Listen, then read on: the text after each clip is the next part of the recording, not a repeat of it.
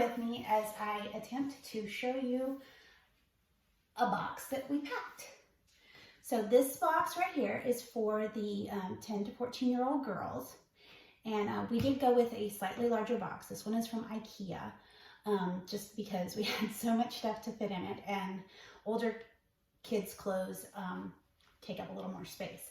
So I did identical boxes. They're exactly the same inside, except for maybe slight variations on the colors of like the socks and underwear. So here we go. When you open the box, first thing is a length of fabric, because one of the things that I'm including is a sewing kit. So this is, I believe, about 2/3 of a yard of fabric. So that's the first thing. And then we have a Barbie. Now, the Barbie that I picked was the ballerina Barbie because I don't have to worry about including too much clothes, because she has kind of the colors. She's clothed. She comes clothed. And what I did is I then took the little tutu off and put a little sundress on, and then I used the tutu like a little cape so that she has that option of still having the doll function as a ballerina Barbie. So, and then the next thing is a clothing item. Now, I found this at Walmart. It was actually a jumper with a blouse. So here's the jumper and a little pink blouse to go with, long sleeved. And then I also included a little pair of leggings. So this is a complete little outfit for a little girl. And I did go kind of big on the clothing. I figured better for it to start out too big than to start out too small. Next, I have a hairbrush and a flashlight and 2 washcloths. And then I have this puzzle box. And in the puzzle box, what I actually did is I opened the puzzle box up and I put the pieces into a little gauze bag, and then that gave me a little space to come in and put a little dual pencil sharpener. So one of the things that I've learned in packing over the years, I'm a missionary kid and then I was a missionary myself, is to make absolute use of every little nook and cranny. So then I also have a cup, and in the cup is a little Matchbox car. You never know, little girl might want to play with it, or she might have a smaller sibling she might want to give that to, but I always include a little vehicle of some sort in my boxes. I also always include a spoon and a cup. Now, I have heard rumors that soap is going to be one of those things that's discontinued. I know a few years back they discontinued the toothpaste, but for now, I'm still including soap. But they do recommend that you leave it in the original packaging. So I found these little 3 packs of Jergens that they are not highly scented, which is good. And I think they were 3 packs for $1 at Dollar Tree, and they are individually wrapped, so that, and they are small enough that they fit in almost any little spot you need them to in the shoebox. A thing to go with the fabric is this little kit that I got at Aldi. It's a whole little sewing kit. It's got all the little things that you need for sewing in that side, and then on the other side, lots of thread. So that was a really neat buy that I got at Aldi. But along with that, I also am including 2 larger spools of thread.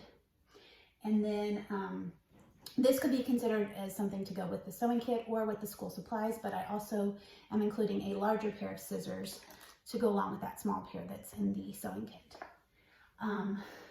And then we're getting into some of the school supplies. So I include, with all the older kids, I include colored pencils. I used to put crayons in every box, and then sometimes would also include the colored pencils with the oldest kids' boxes. But honestly, as my kids have gotten older, They actually prefer the colored pencils. They feel like they have a little more control over how colored a page gets. And honestly, the colored pencils travel easier anyway. So I still put crayons in the littlest kids' boxes, but I've gone to colored pencils for the older kids. Another thing that I got for all the boxes is a large comb. So there's the hairbrush and the comb there, with the washcloth and the soap, kind of getting the personal supplies there, spoon and cup. And then we have a pair of socks. Now, as it turns out, the socks don't exactly go with the outfit, but who can't use a good pair of socks, right? And inside the socks, and I saw this trick in some other packing videos, but inside the socks, I put the sunglasses. How cool are those sunglasses? And so that's another little wearable. And then this is really cool. I got these little gauze bags, 100 pack of them, so I've got plenty for years to come. I got these little gauze bags, and inside is just a whole bunch of hair things. So there's like 3 large scrunchies. I think there were like 10 of these ponytail holders. I got a whole bunch of the little, I think like 50 or so of these tiny little clear ponytail holders, the elastics. There's some of these kind of ponytail holders.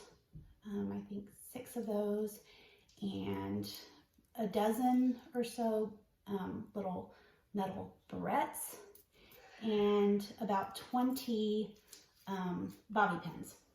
So all put together, just a whole little bag of almost every kind of hair thing imaginable. Now, I don't have headbands in this, but every other kind of little hair thing, there's a nice little pack of hair things for her. I always include underwear in my boxes, so all the little girls get 2 pairs of underwear. When I get to the boys' boxes, I'll explain. They only get 1 pair of underwear, but there's a reason for that. So anyway, 2 pairs of underwear. And then this goes with the sewing kit as well. I always include a set of what they call fat quarters. They're just smaller pieces of material, and I try to coordinate that with the larger piece of material. They can come up with something with that for themselves, or they can use it to make their Barbie some clothes. Moving onward, there's a Christmas card and a personal letter from our family, a toothbrush and toothbrush holder, pencil case. Pencil case with 2 erasers, 3 pens. I've got several regular pencils and several mechanical pencils, and then also a refill on the mechanical pencil lead, all in that pencil case. And so there we go. And then another thing that I try to include with every older girl box. Inside this wet bag, I did stick a few other little extra things in here. So we do have a little folding Frisbee, but I also have a fidget spinner. And then also a little neck beater. In the past, I've always included a bandana, but I decided to go with the neck gaiter this year because I figured it was a slightly more functional. It can be used as a headband, a scarf, like a neck scarf, or if they need to, they can pull it up over their nose as a sort of a mask. I know it doesn't quite work the same as a mask, but it's a little more functional. So I have a neck gaiter in there, and then there are 6 of these little reusable sanitary products for the little girls.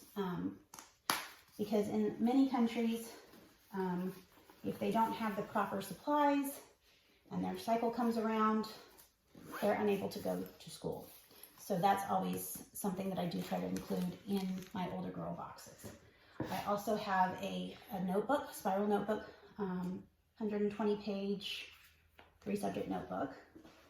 Another thing that I have down in the bottom of the box is one of these advanced coloring books.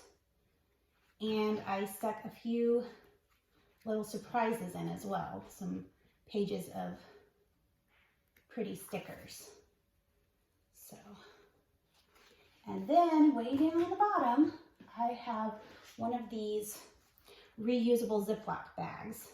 The idea being that if she needs it for toting around her personal supplies, her sanitary supplies, or needs a way to wash the sanitary supplies, she can do that in this, and it's reusable.